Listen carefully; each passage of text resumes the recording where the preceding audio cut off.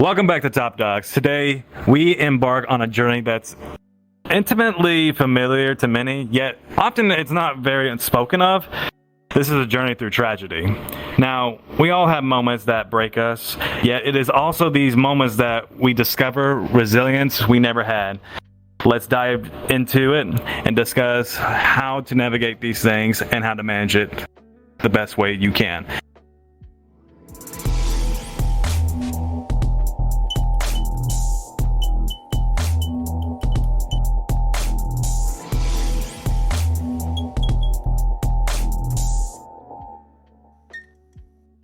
I'm Fiction Boy. And I am Sakura. Before we begin, as you notice, Whiplash and Stream are not here today. So, to give you some clarification on that, Stream is not in his home. He is in Europe, while Whiplash is stuck in traffic on his way back home from Megaplex. Unfortunately. But luckily, Sakura is here. She's always here to save the day, as usual. Thank you for being on here. I'm glad that I could help fill in. I'm glad you can too. As you guys know, I wanted to point this out. Before this episode was originally to be recorded on 9/11, now, that is what gave me this idea for the video. Now, I wanted to say, yes, it is past that point now, but I still want to give out, to let to the people know who have been victims of that horrible tragedy that my prayers are there for you. Anyways, so now, Sakura, I know you and I have both been through a lot of tragedies in our lives, and usually it's different from everybody. Why don't you start with us? Start first and tell us a personal tragedy that you've gone through, or you don't have to. Just explain how you cope with it. No, that's fine. As many of you guys out there know, I came out as transgender, and one of the unfortunate side effects of that is I actually ended up in a divorce because of it. The ex-wife decided that, in her own words, I can't be with somebody like you. And in that ended a 14-year relationship, and 7 of which was spent married to this person. So not only did I lose, in pretty much like half of my life to that, but I had to find new friends. I ended up having to find somewhere new to live. I had to find a new lifestyle, and it really tore me apart because, I lost friends, I lost family, I lost a lot of my own dignity, I lost, self-confidence, self-respect, and it was really hard to go through. It was really, really tough. What did you do to cope with it? What were some of the navigations that you had to go through? Yeah, absolutely. Fortunately, by that time, I was part of the furry fandom, and I had a number of people that I could turn to.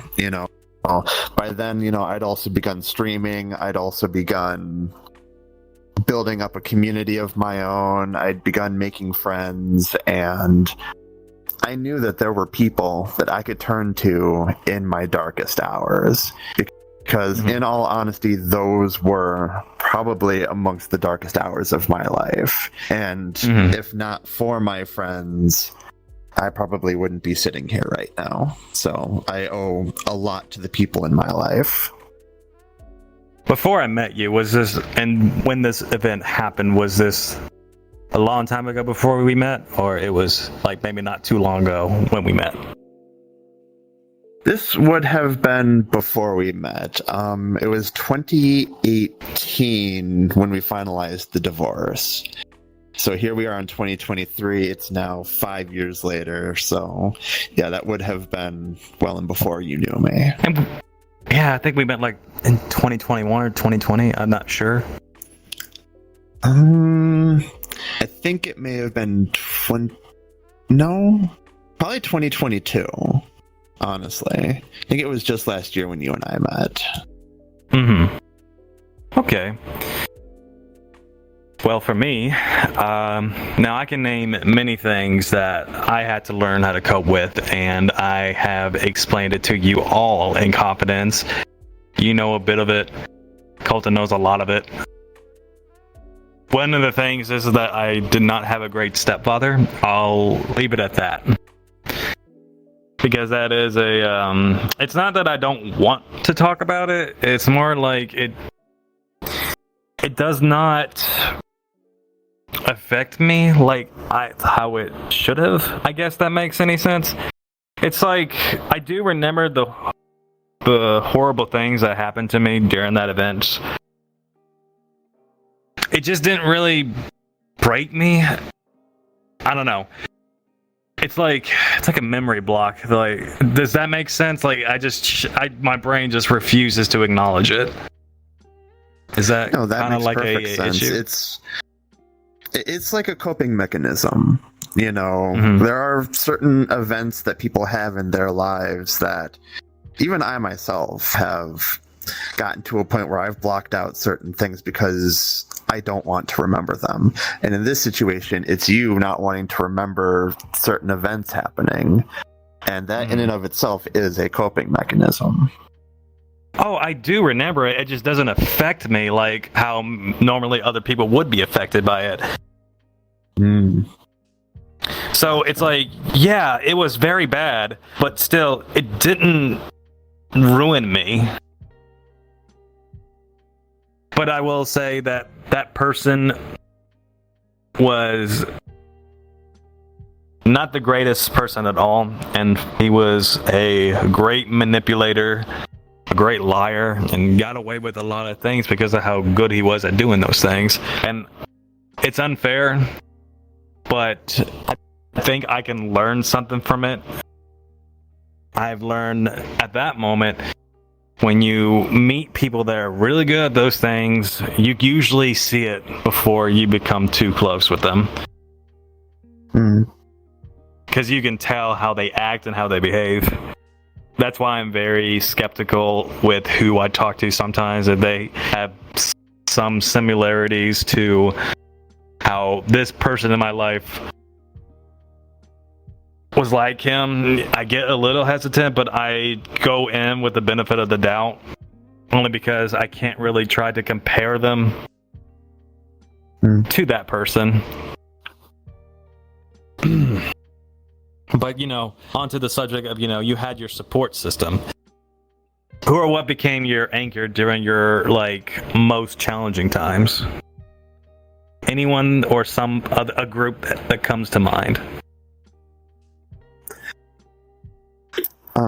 Honestly, like I'd mentioned earlier, it was a lot of my furry friends and the people that I got to know when I first started streaming. They were there for me. As far as individual people, over the years I've gotten to know, actually Red Flash Drive, who is now one of our supporters, sitting there backstage, he has been absolutely instrumental in helping me with getting past a lot of the things that I still to this day go through. There are still times where I look at myself and I don't see myself as worthy, or I don't see myself as somebody who can be loved, and all the things that were torn away from me when the divorce happened. And it's because of people like him that, I can confidently say that I can start feeling better. I can start finding value in myself, and I'm forever grateful for that. I could tell you were getting a little bit emotional there. It means a lot. this is just a really deep topic for me. Oh yeah, going into this, you knew it was going to be. I knew it. Yeah, but don't worry. I think it's good that, you found that person in your life that got you back on your feet. It's always good to have that. My support system, well, when I was going through what I did, like most of the things that I went through that I remember had a really bad effect, I didn't really have that support system. Not that my mother didn't try. It's not that I didn't value her trying. It's more of like I didn't really have any outside of that. It was a way for me to learn, okay, since I can't always have, because your friends can't always support you with everything, because there are some things out of their own control, which is understandable. That's how life is when you become an adult. I had to learn very quickly, how life worked. Like, as I said before, things are not always going to go your way. And that's okay. That doesn't mean it's the end of the world, right? So you take it with a grain of salt and you go on with the next day. And that was my mindset throughout most of my childhood when dealing with, situations like that. Take it for what it is. It happened. You cannot change it. Can't go back on it now. Accept the fact what happened and go on with your next day, because you know what? There's always another tomorrow. Absolutely. Well, how did you find an outlet for the overwhelming emotions, be it if it was anger, grief, or despair? A lot of it was grief and despair. I went through a period of wanting to be, in simpler terms, unalived. Not wanting to be right here. And I had to consider a lot more than just myself. I had to consider the other people in my life, my friends, my family,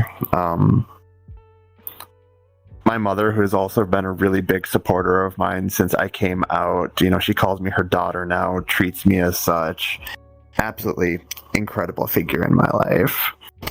And, along with that, I've continued to deal with a lot of grief, dealing with people who are homophobic, who are, bigoted and all of that. And it's a continued struggle.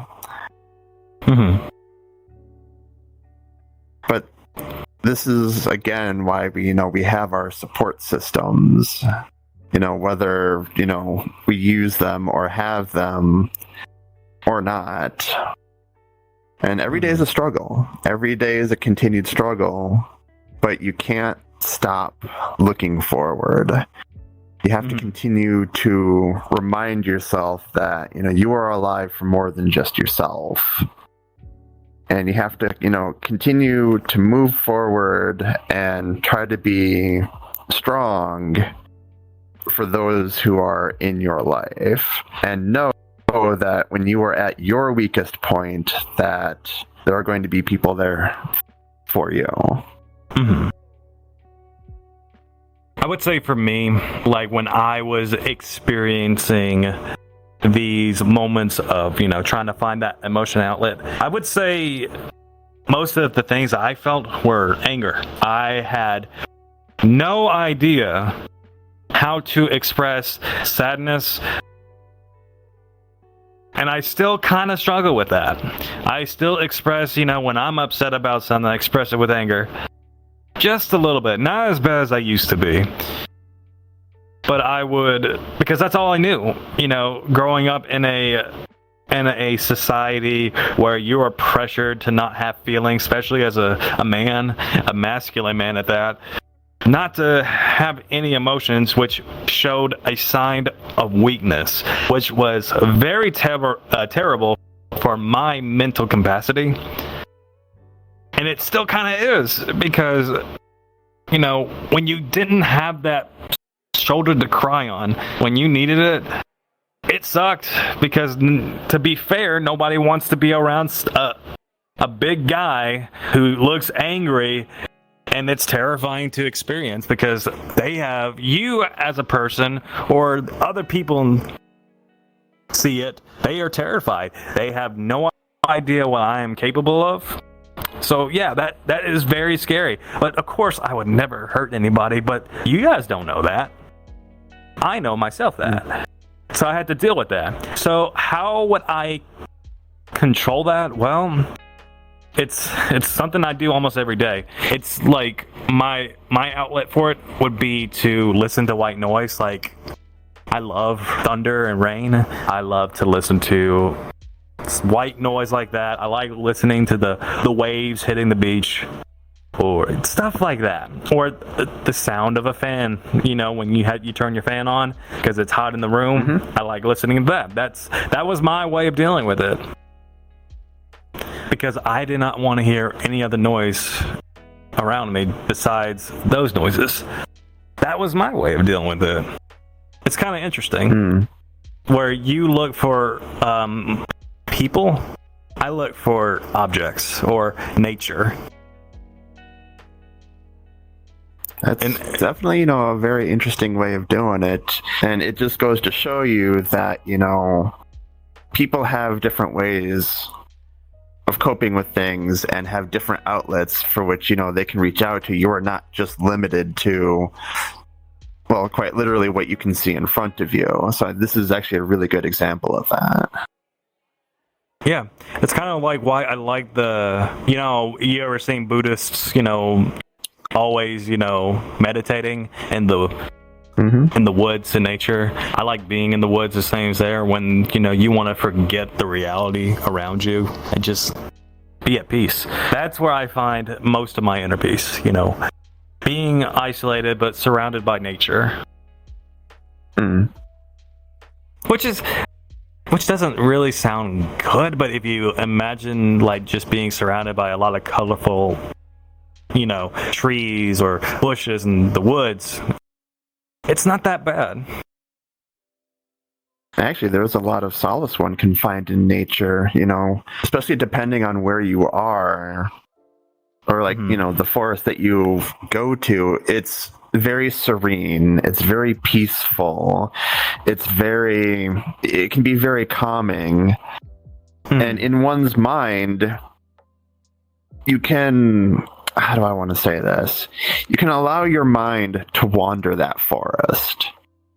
Escape from the body, leave the body, and go wander in this place of serenity.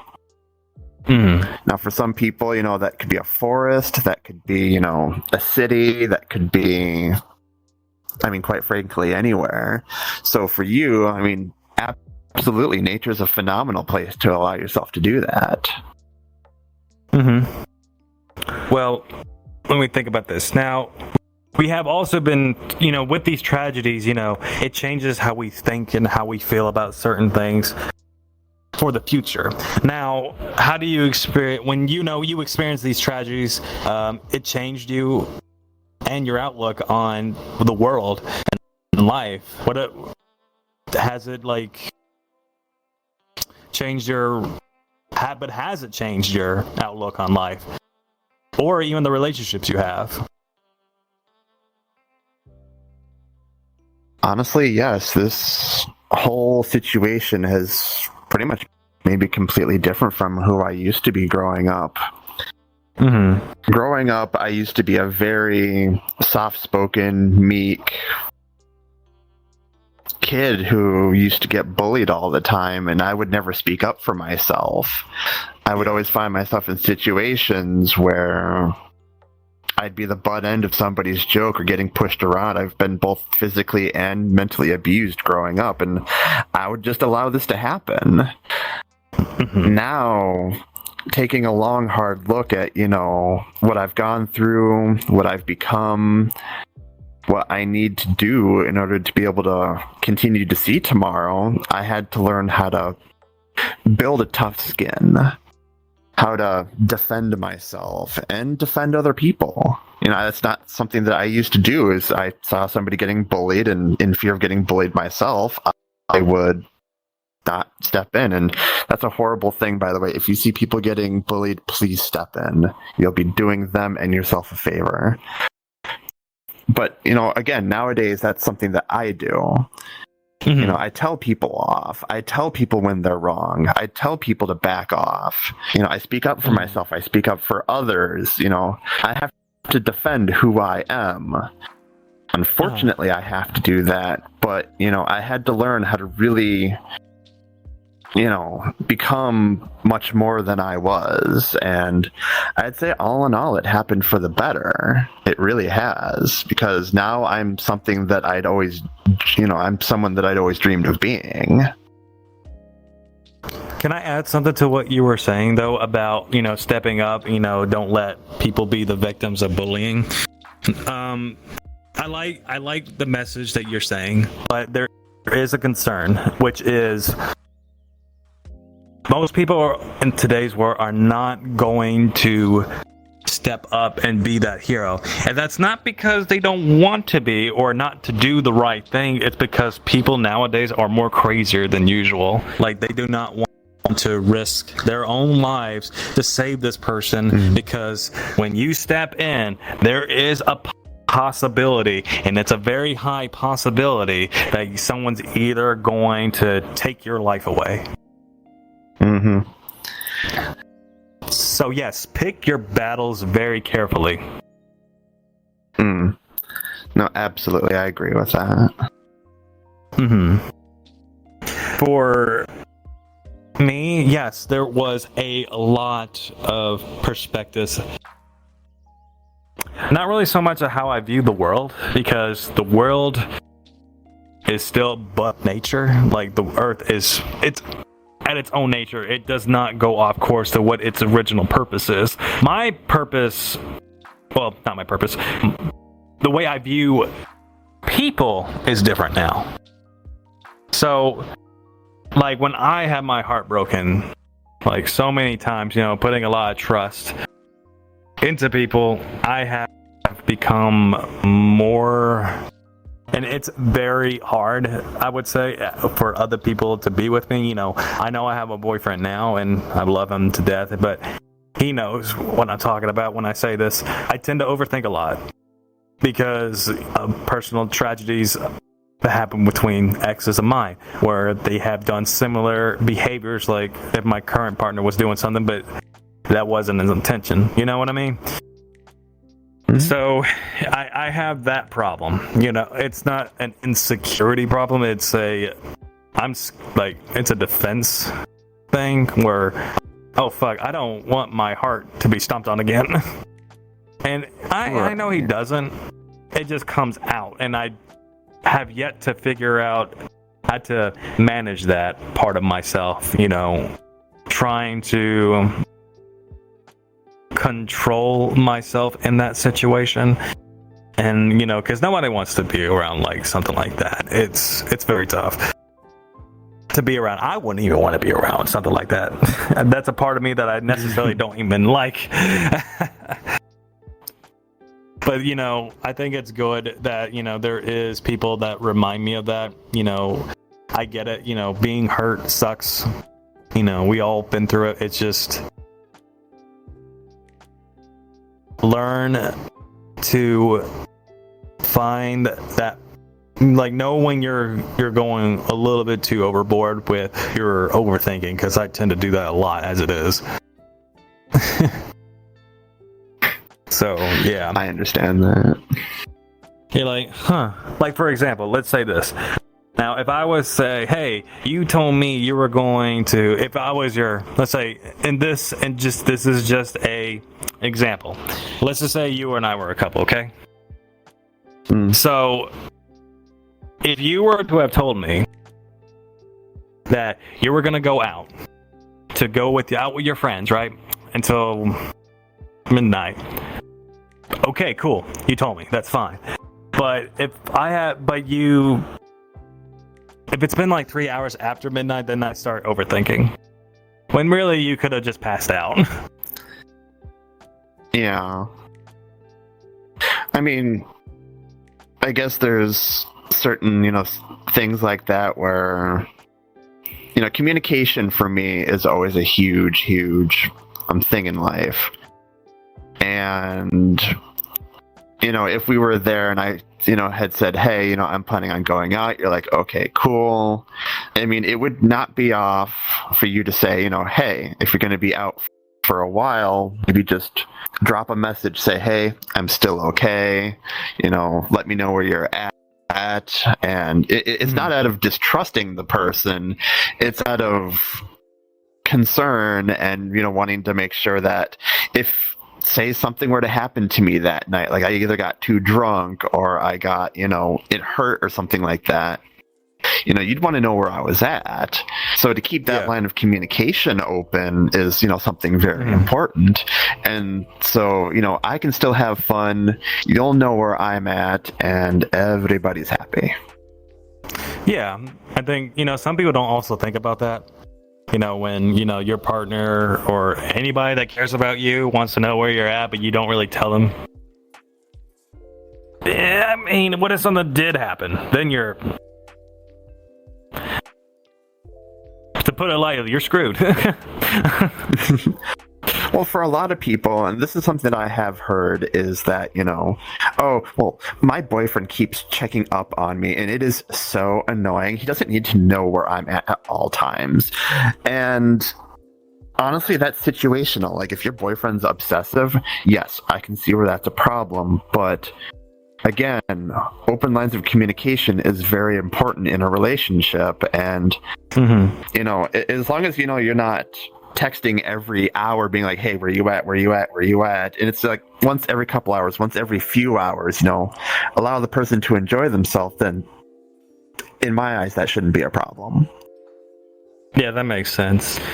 Now, I know we already mentioned this already, but there's different coping mechanisms that we had to go through in terms of these tragedies. Now, the white noise is not the only coping mechanism that I used to do. I used to play video games a lot as well. I would always play either open world games like Oblivion or Skyrim, the Elder Scrolls games. Like, that was a world that I could find myself really escaping in because I knew it would distract my brain and keep me focused on instead of the negative thinking that I would do sometimes.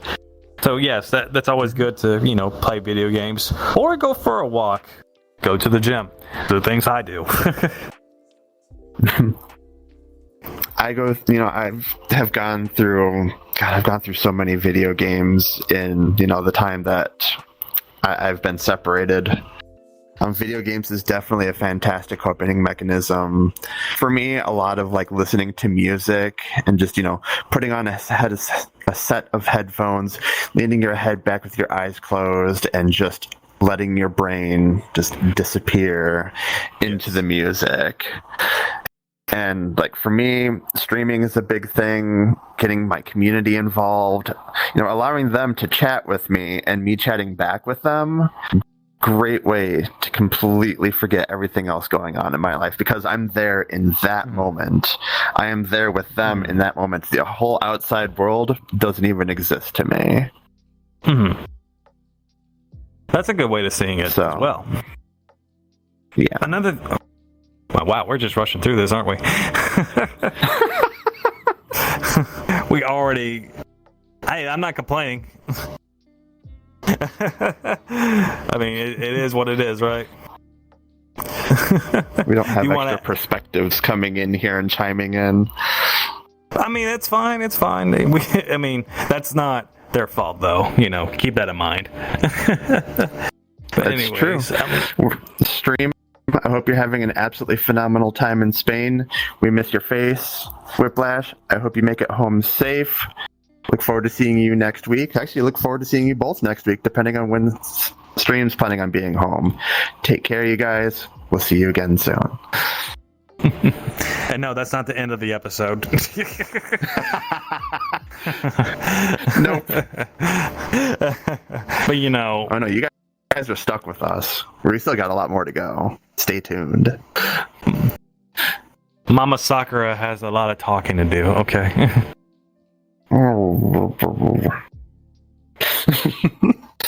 That doesn't help your case, but okay, go ahead. Try to. Okay. But anyways, before we but you know what? It's good. This is good. So, anyways, guys, subscribe to our YouTube channel and hit that notification bell. When you hit the notification bell, it will notify you with each of our latest videos and our shorts that come out. Also, be sure to follow us on our audio platforms and leave us a rating, as that will help us out a lot. Join our Discord and our Telegram chat. Links for all of these are in the link tree down below in the description. Now, I had to figure out how I'm going to say this. Okay. I'm going to say, now you got to do the stream part. I know, I do. Calling out Top Dogs fans. I really need to memorize that. Oh, you're fine. I got this in the bag. Calling out Top Dogs fans. You want some cool stuff? You can by subscribing to our server subscription on Discord or Patreon. Become a podcast supporter today. Get exclusive raw and uncut footage of your favorite podcast episodes. Join supporter meetups and talk with other podcast supporters and the team. Plus, get a custom-made paw emoji and other goodies that come with our $2.99 subscription. But wait, don't fret. There is absolutely more. Upgrade to the Podcast Supporter Plus and get episode voting supporter feedback and a live audience for only $5.99. Plus, get a sneak peeks of upcoming ideas, merchandising, and more. You don't have to join these subscriptions, but it does help us out a lot. Thank you for that. Holy crap, I nailed it that time. Good job. Bravo. I didn't stutter one word. I'm so proud of myself on that one. No, you did really good job. GG's. Yeah, that didn't feel like it was rushed too much, but I'll take the credit. Give me that. I want to feel my ego be filled. Don't take that out of context. Yes, fill his ego. No. Sorry, editors. I mean, I already have one. I keep looking at myself in the camera, but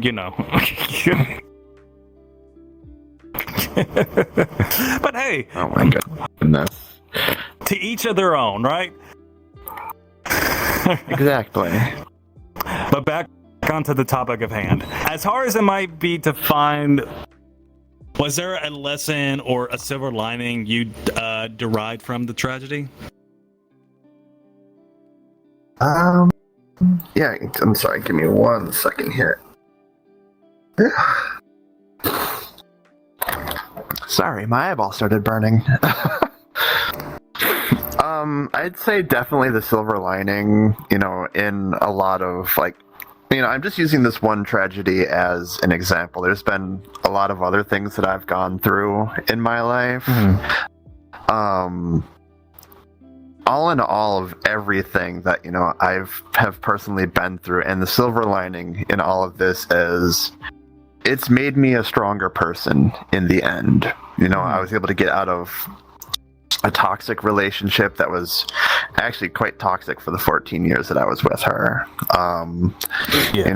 I was able to start living my own life again, finding my own happiness, finding the strength to move on to the next day. I have made phenomenal friends along the way. I have found things I have never had in my life. And, like my mother always said, things happen for a reason in one's life. Mm-hmm. And I think all these trials, tribulations, and tragedies that I have gone through have made me a much better person than I would have been if things had not gone the way that they had.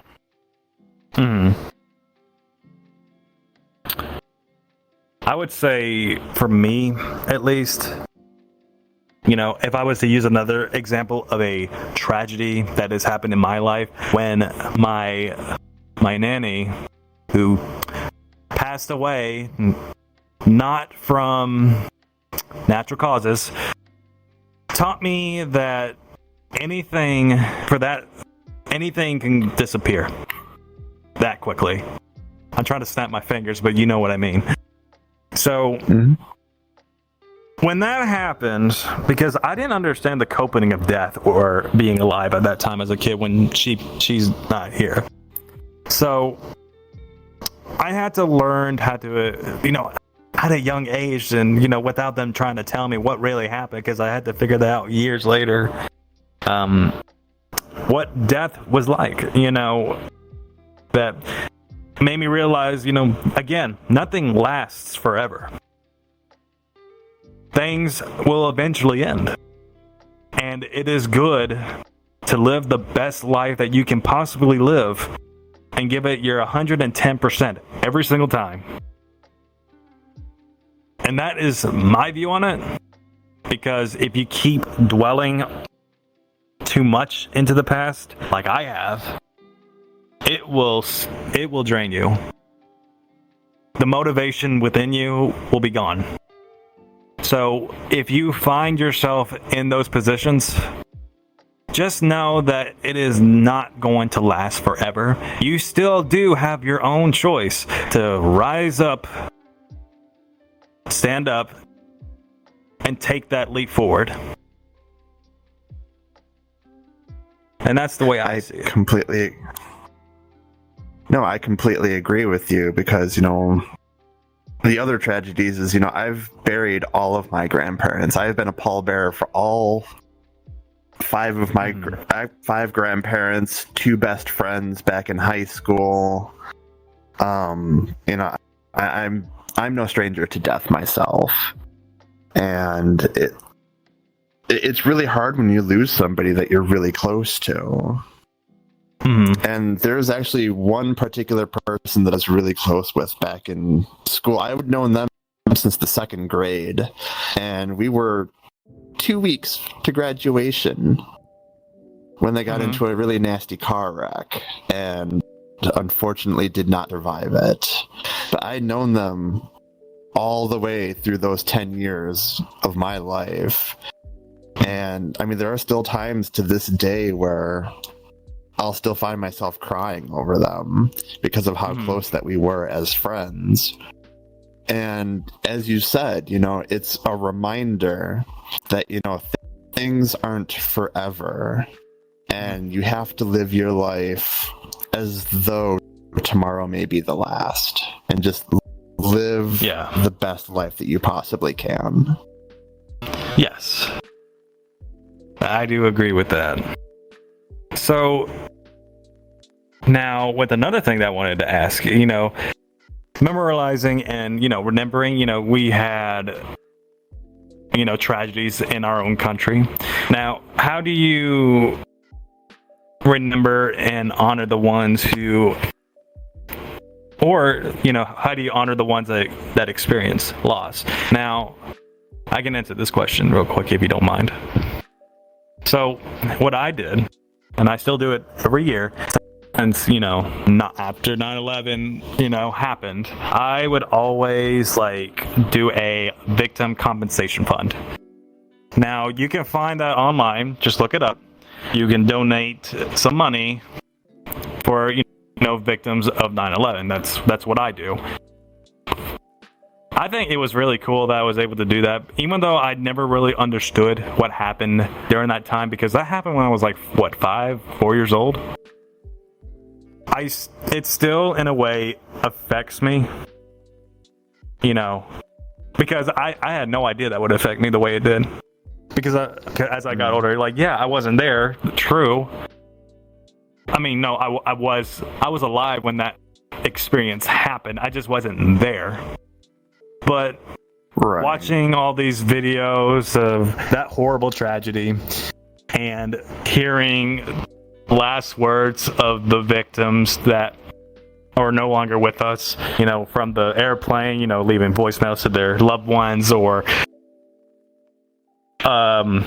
people working with inside the World Trade Center, calling, for help before the building collapsed on them. It was really hard for me. I'm not even making that up. It actually makes my chest very warm even talking about it, because I remember a phone call that a guy was calling, the 911 operator in the World Trade Center, when the building was collapsing, it was horrible for me to hear that. It really broke me down. Now, I'm not going to put that audio recording within this video. We're not going to do that. You can find that on your own terms. But you know what I mean? It really hurt me. Because I felt bad for all the victims of that tragedy. And I was like, you know what? I wish I could do more, but this is the best I can do. So I did the compensation fund.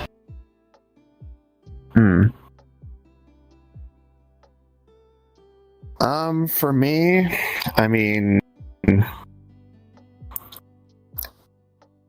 I don't know, that day, I mean, that was freshman year of high school for me, I want to say. No, I'm old. Don't look at me. No, you are still in your prime. I wish. But no, like, I remember where I was when that happened. You know, I was in school. They wouldn't let us go to our classes. We all had to convene, like the entire school, down in like the cafeteria and open areas. They had all the TVs on and showing like the live news, and only the first building had gotten hit at the time. It wasn't until like, you know, that I was there that I actually watched that second plane hit the building, like live. And at school or at home? Oh, it was at school. Like I said, they had the news. Like, we had TVs in the cafeteria, and they actually had it live, what was going on. And I remember it was, I couldn't believe my eyes. I'm like, what is actually happening? And it kind of created like this empty feeling in my stomach. Like, you know, I'd spent all these years without something major happening, and to see this happening, you know, over in New York, it was so surreal. And where I don't do anything like you do, like, you know, with like the funding and everything, it's something that I will never let out of my mind. You know, as they always say, never forget. Yeah. And I've never forgotten, and I will always hold on to that memory of, you know, where I was, what I was doing, and keeping my heart out for the people who lost so much in that time.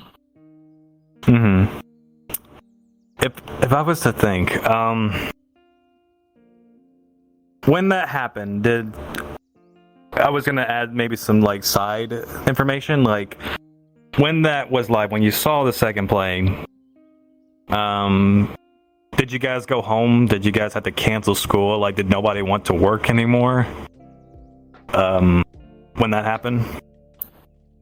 When it all happened, they still kept us in school that day. We actually didn't get to go home early. It was obviously the topic of the day, and in every single class that we went to, it was brought up, especially in like social studies, where it's like, you know, hey, you guys, this is going to be a major event, you know, much like, you know, this one, and this one in history. You guys are here for that. And this is not something that, you know, you guys are going to forget in your lifetime.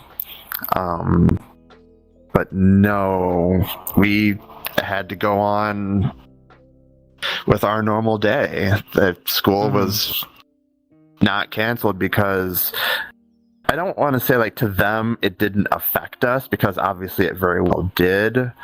But in their eyes, it wasn't enough to send everybody home and interrupt a regular day of school.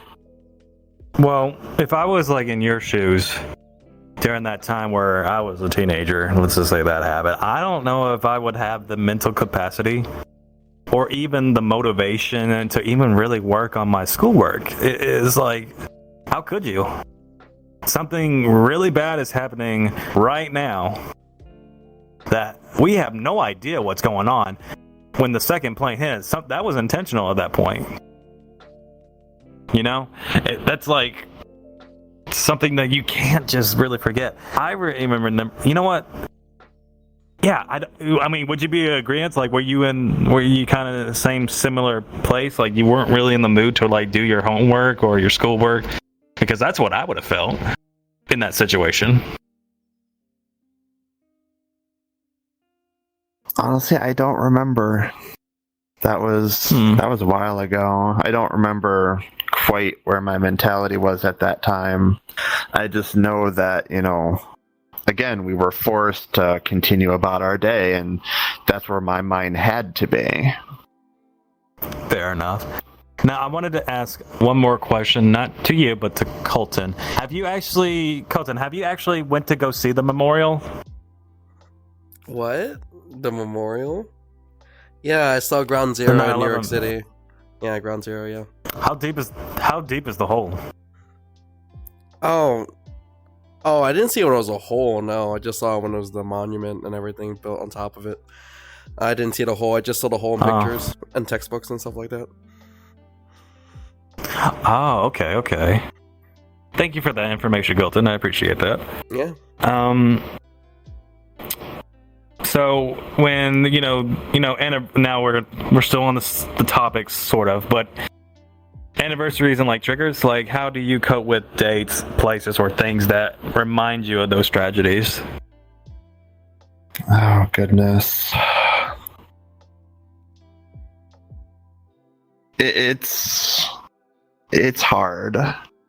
Obviously, I still remember the ex-wife's birthday. That date still comes up, and I treat it like any other normal day. Actually, to be completely honest, I have completely blocked out, and I don't even remember my wedding anniversary. It's just gone. That much I've just decided to block out, and I can say with true honesty that I don't remember my wedding anniversary.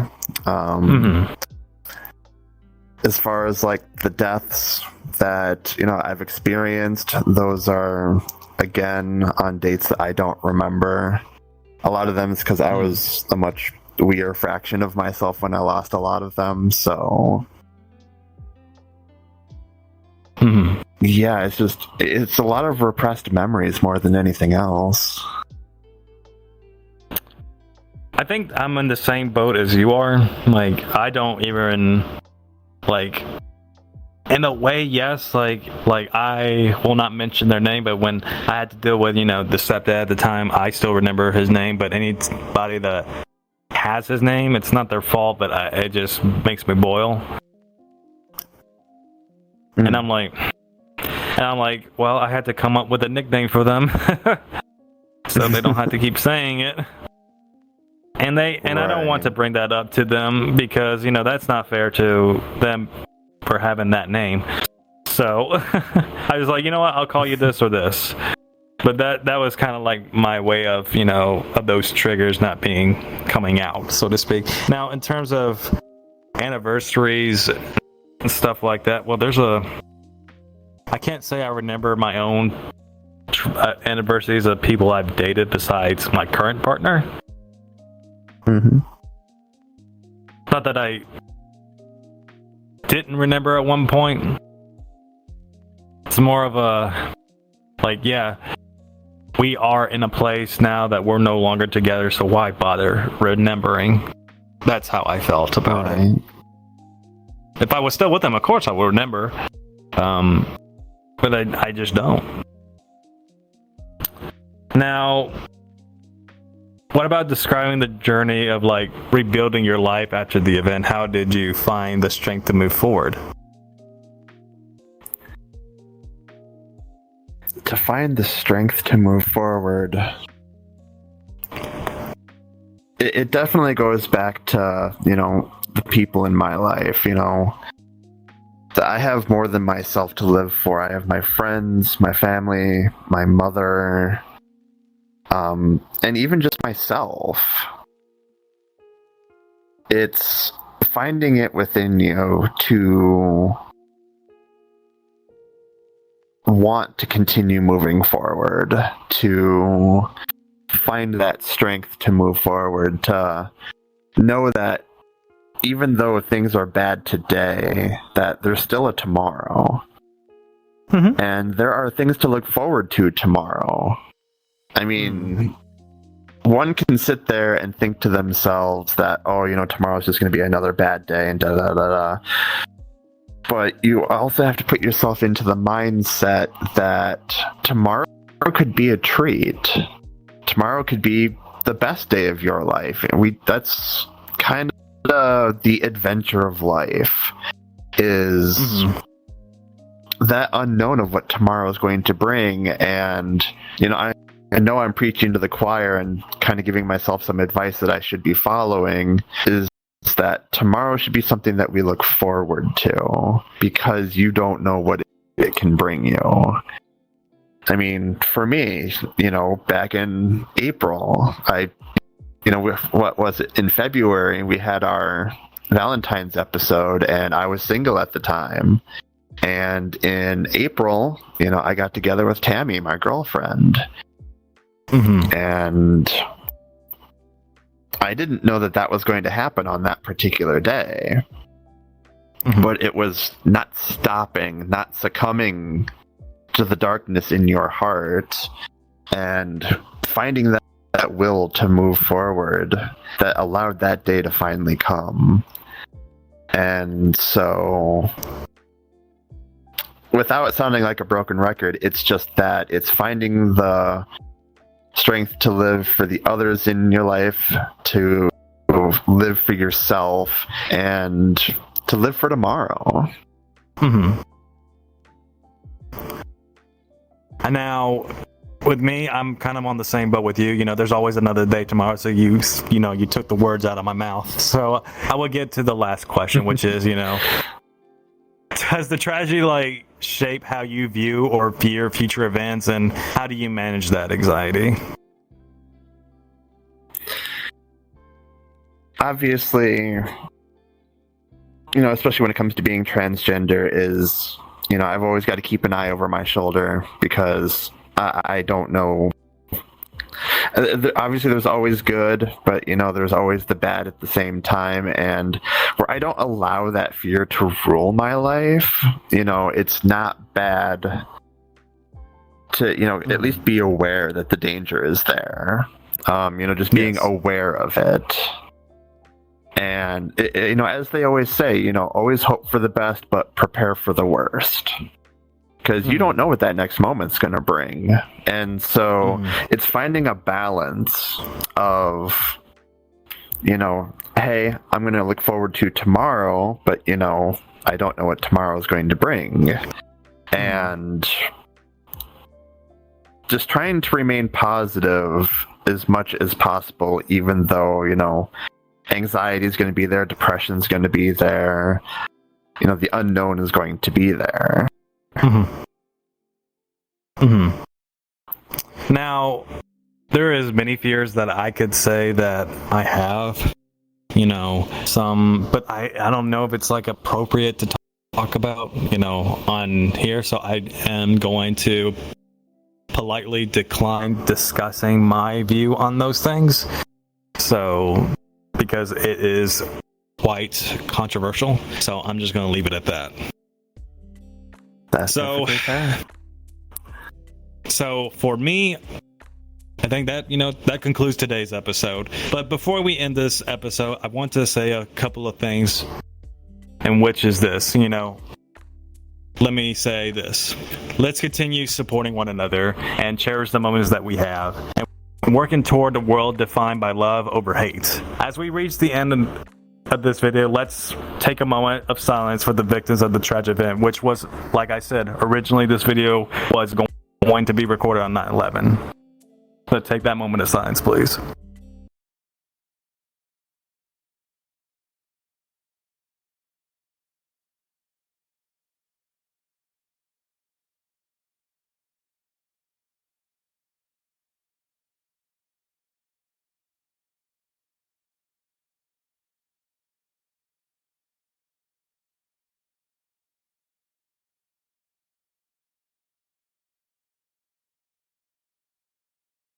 Thank you for everybody that took a moment for silence. You all have a wonderful day. We'll see you guys next week. Bye, everybody.